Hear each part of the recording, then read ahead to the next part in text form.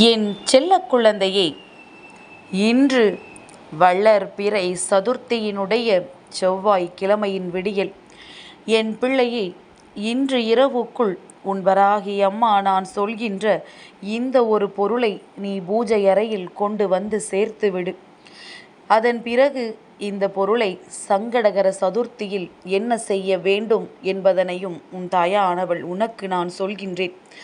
சதுர்த்தியில் நீ கொண்டு வந்து சேர்க்கக்கூடிய இந்த பொருள் உன் வாழ்க்கையில் நிச்சயமாக பல நல்ல மாற்றங்களை கொண்டு வந்து கொடுக்கும். நீ போதும் போதும் என்று சொல்கின்ற அளவிற்கு நீ எதிர்பார்த்த மாற்றங்கள் எல்லாம் உன் கண்கூடாக நடக்கும். நல்ல மாற்றங்களையும் நல்ல திருப்பங்களையும் என் பிள்ளை நீ கண்ணார கண்டு உன் வாழ்க்கையில் முழுமையாக அனுபவித்து இது நாள் வரையிலும் உனக்கு கிடைக்காத அத்தனை விஷயங்களும் முழுமையாக கிடைக்கும் என்பதனை நீ உணர்ந்து கொள்ளப் போகின்றாய். என் பிள்ளையே, விநாயக பெருமான் எந்த ஒரு செயலையும் தொடங்குவதற்கு முன்னால் அவரை வணங்கிவிட்டாய் என்றால் அந்த செயலை உனக்கு வெற்றிகரமாக முடித்து கொடுப்பார். விநாயக பெருமானுக்கு அருகில் அமர்ந்திருக்கின்ற இந்த வராகியானவள் இன்று உனக்கு தருகின்ற இந்த வாக்கிலிருந்து நிச்சயமாக அவருக்கு நீ செய்ய வேண்டிய விஷயங்களும் அவரிடத்திலிருந்து பெற்றுக்கொள்ள வேண்டிய விஷயங்களும் ஏராளம் என்பதனை நீ தெரிந்து கொள்ள வேண்டும்.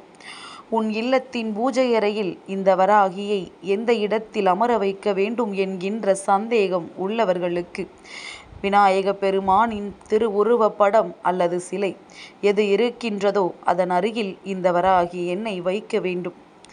என் பிள்ளையே, செய்கின்ற காரியங்கள் நல்லபடியாக தொடங்க வேண்டும் என்றால் விநாயக பெருமானையும் இந்த வராகி எண்ணெயும் வணங்கி சென்றால் வெற்றி நிச்சயம்.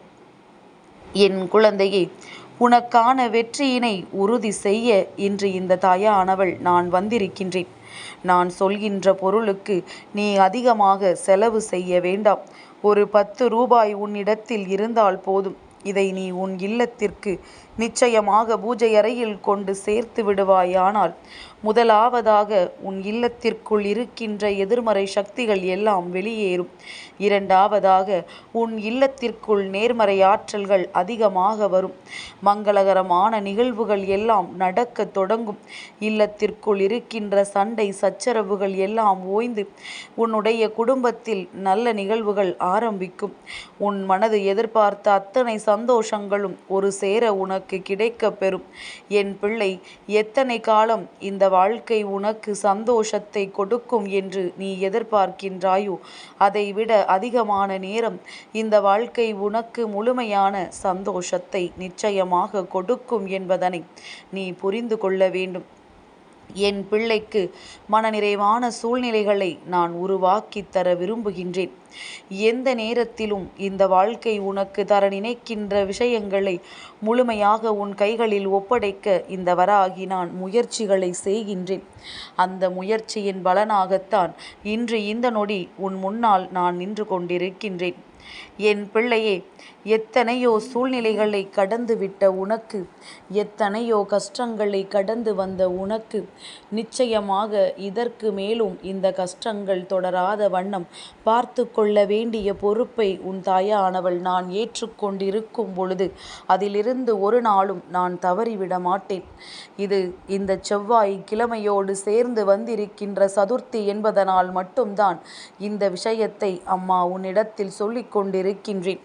அதிசக்தி வாய்ந்த நாட்கள், அதிசக்தி வாய்ந்த நேரங்கள் என்று வாழ்க்கையில் கிடைக்கின்ற ஒவ்வொரு நொடியையும் நீ உனக்கு சாதகமாக பயன்படுத்தி கொள்ள வேண்டும். போட்டிகளும் பொறாமைகளும் அதிகமாக இருக்கின்ற இந்த உலகத்தில் ஒரு நொடி என் பிள்ளை நீ சற்று பார்த்து கொள்ளலாம் என்று நின்றுவிட்டாய் என்றால் உன்னை உன் தலைமேல் ஏறி மிதித்து செல்வதற்கு உன் பின்னால் வந்து கொண்டிருக்கின்றார்கள் என்பதனை முதலில் புரிந்து கொள். ஓய்வு என்பது எப்பொழுது எடுக்க வேண்டும் தெரியுமா? உன் லட்சியத்தை தொட்டுவிட்ட பிறகு. அதுவரையிலும் என் பிள்ளை நீ உனக்கான முயற்சியில் இருந்து ஒரு நாளும் பின்வாங்கிவிடக் கூடாது. கிடைக்கின்ற நல்ல பொழுதுகளை எல்லாம் உறங்கி கெடுத்து விடக்கூடாது. இரவு என்பது மட்டும்தான் உறக்கத்திற்கானது. மற்ற பொழுதுகள் எல்லாம் என் பிள்ளையினுடைய லட்சியத்தை அடைவதற்கானது என்பதனை புரிந்து கொண்டு நீ செய்கின்ற ஒவ்வொரு செயலுக்கும் தெய்வத்தின் உறுதுணை இருக்கின்றது என்கின்ற நம்பிக்கையோடு எல்லாவற்றையும் நீ மனம் மகிழ்ச்சியோடு செய்தால் போதும். இந்த வாழ்க்கை தர நினைக்கின்ற அத்தனை சந்தோஷங்களுக்கு பின்னாலும் இருக்கின்ற சில கசப்பான உண்மைகள் உன் வாழ்க்கையில் ஒரு நாள் உனக்கே நல்ல பாடத்தை புகட்டி கொடுக்கும். சந்தோஷமும் எளிதில் வந்துவிடாது. சந்தோஷத்திற்கு பின்னால் 1000 கஷ்டங்கள் இருக்கின்றது. இப்பொழுது அதை அனுபவிக்க வேண்டிய சூழ்நிலைதான் உனக்கு வந்திருக்கின்றது. இந்த கஷ்டத்தில் இருந்து உனக்கான நல்ல விஷயங்கள் உன்னை தொடர்ந்து வரும் பொழுது அன்று நீ புரிந்து கொள்வாய், நமக்கு முன்னால் இருந்தவர்கள் எல்லாம் எப்படி வெற்றி பெற்றார்கள் என்று. எளிதில் யாருக்கும் எதையும் அள்ளி கொடுக்கவில்லை. கைகளை நீட்டியவுடன் அவர்களுக்கு வெற்றி கிடைக்கவில்லை. எத்தனையோ முயற்சிகளுக்கு பின்னால், எத்தனையோ கஷ்டங்களுக்கு பின்னால் தான் இதை அவர்கள் அடைந்திருக்கின்றார்கள் என்பதனை புரிந்து கொண்டு உனக்கும் அதுபோல அத்தனை வெற்றியும் உன்னை வந்து சேர இன்று நான் சொல்கின்ற இந்த ஒரு பொருள் உன் இல்லத்தின் பூஜை அறையில் இருக்க வேண்டும். நான் இப்பொழுது சொல்கின்றேன், கவனமாக கேள். என் பிள்ளையை, நீ இன்று வாங்க வேண்டிய பொருள் ஒரு 10 ரூபாய் கொடுத்து விரலி மஞ்சளை வாங்க வேண்டும். மஞ்சள் கிடைக்கவில்லை என்றால் மஞ்சள் பொடியை வாங்கிவிட வேண்டும். அதை கொண்டு வந்து உன் பூஜை அறையில் வைத்துவிடு. என் பிள்ளையே, இன்று பூஜைகளை செய்து வணங்கி அதை அப்படியே வைத்துவிடு. நீ செய்கின்ற ஒவ்வொரு பூஜையிலும் அது அப்படியே இருக்கட்டும். அதன் பிறகு இந்த மாதம் வரப்போகின்ற சங்கடகர சதுர்த்தி அன்று அந்த மஞ்சளை வைத்து நீ விநாயகரின் உருவத்தை செய்து வைத்து அதற்கு மஞ்சள் குங்குமம் வைத்து நீ வழிபடு. அதாவது அவருக்கு நீ குங்குமம் வைத்தால் போதும், இல்லது சந்தனம் குங்குமம் வைத்து வழிபட வேண்டும். என் பிள்ளையே, இதை செய்யும் பொழுது நிச்சயமாக உன்னுடைய வேண்டுதல்களுள் மிகவும் முக்கியமான வேண்டுதல், உனக்கு மிகவும் அத்தியாவசியமான வேண்டுதல் ஒன்று அடுத்த நாளே நிறைவேறிவிடும்.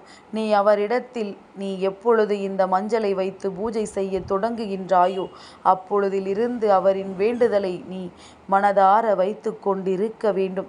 அவரிடத்தில் நீ வைக்கின்ற வேண்டுதல் அவரின் மனதினை நிச்சயமாக கசிந்துருகச் செய்ய வேண்டும். நீ அவருக்காக செய்கின்ற இந்த விஷயம்தான் அவர் மனதில் உனக்கான நீங்காத இடத்தை பெற்று கொடுக்கும். நீ கஷ்டத்தில் இருக்கிறாய் என்பதனை அவருக்கு உணர வைக்கும். என் பிள்ளையே, நான் சொல்வது உனக்கு புரிந்திருக்கும் என்று நினைக்கின்றேன். அதன் பிறகு அந்த மஞ்சளை அப்படியே வைத்து நீ வழிபடலாம். அப்படி இல்லை, இதை கரைக்க வேண்டும் என்று விரும்பினால் தண்ணீர் செல்கின்ற இடத்தில் அதனை நீ கரைத்து விட்டுவிடு. என் பிள்ளையை, ஒவ்வொரு முறையும் இது போன்று செய்து பார். நிச்சயமாக உனக்கு நல்ல பலன்கள் கிடைக்கும் என்பதில் எந்த ஒரு மாற்று கருத்தும் கிடையாது. தெய்வத்திற்கு நீ எந்த அளவிற்கு முக்கியத்துவம் கொடுக்கின்றாயோ, தெய்வத்தின் மீது எந்த அளவிற்கு நீ நம்பிக்கை வைக்கின்றாயோ அந்த அளவிற்கு தெய்வமும் உன்னை தேடி ஓடோடி வரும் என்பதைத்தான் உனக்கு உணர்த்துவதற்கு இந்த வராகியானவள் நான் முயற்சிகளை செய்து கொண்டிருக்கின்றேன். நீயோ நாம் எப்பொழுதும் போல தெய்வங்களை வணங்குவோம், நமக்கு எல்லாம் நடக்கும் என்று நினைக்கின்றாய் அல்லவா? ஆள் மனதில் தெய்வத்தின் மீது நம்பிக்கை இருக்க வேண்டும். இங்கே சிலர் இருக்கின்றார்கள், அவர்களின் காரியங்கள் எதுவுமே சரி கிடையாது. தெய்வத்தின் அருகில் நிற்பதற்கான தகுதி எதுவுமே அவர்களிடத்தில் கிடையாது. ஆனால் தனக்குள் தெய்வம் வருவதாக மற்றவர்களிடம் சொல்லித் திரிவார்கள். இதுவெல்லாம் ஒரு பொழுதும் உண்மை கிடையாது. தனக்குள் தெய்வத்தை சுமக்கின்றவன் ஒரு பொழுதும் தெய்வம் எனக்குள் வரும் என்று சொல்ல மாட்டான். என் பிள்ளையே, எல்லாம் தெய்வத்தினுடைய அனுகிரகத்தால் நடக்கக்கூடிய விஷயங்கள். தெய்வம் தனக்குள் வந்து செல்வதை அவர்களால் ஒரு நாளும் உணர முடியாது. என் பிள்ளையே, இதையெல்லாம் உன் வாழ்க்கையில் நீ சரியாக புரிந்து கொண்டு மற்றவர்கள் செய்கின்ற கெடுதல்களை எல்லாம் ஒரு நாளும் நீ மனதிற்குள் எடுத்து செல்லாமல் உனக்கான விருப்பங்களை தெய்வத்தின் மூலமாக நிறைவேற்றி கொள்ள உன்னாலான அத்தனை முயற்சிகளையும் நீ கைவிடாமல் செய்து கொண்டிரு. உன்னுடைய உழைப்பும் தெய்வத்தை நீ வணங்குவதற்கான உன்னுடைய முயற்சிகளும் சேர்ந்து நிச்சயமாக உனக்கான வெற்றியினை மிக விரைவில் கொண்டு வந்து சேர்க்கும். நீ நினைத்ததை விட இந்த வாழ்க்கை உனக்கு பல சிறப்பான விஷயங்களை எல்லாம் கொண்டு வந்து கொடுக்கும் என்பதனை நீ புரிந்து கொள்வாய். என் பிள்ளைக்கு நடக்கின்ற அத்தனையும் இந்த தாயானவள் என்னுடைய ஆசைகளோடு தான் நடந்து கொண்டிருக்கின்றது. சுற்றி வருகின்ற விஷயங்களை கண்டு மனம் வருந்தாமல் நடக்கின்ற விஷயங்களை நாம் நல்லபடியாக மாற்ற வேண்டும் என்று நீ நினைத்து விட்டால் போதும். மற்றது எல்லாம் சாதாரணமாகவே நடந்தேறும் என்பதனை நீ புரிந்து கொள்வாய். என் செல்ல குழந்தைக்கு இந்த வராகி அம்மாவினுடைய ஆசீர்வாதங்கள் எப்பொழுதுமே முழுமையாக கிடைக்கும்.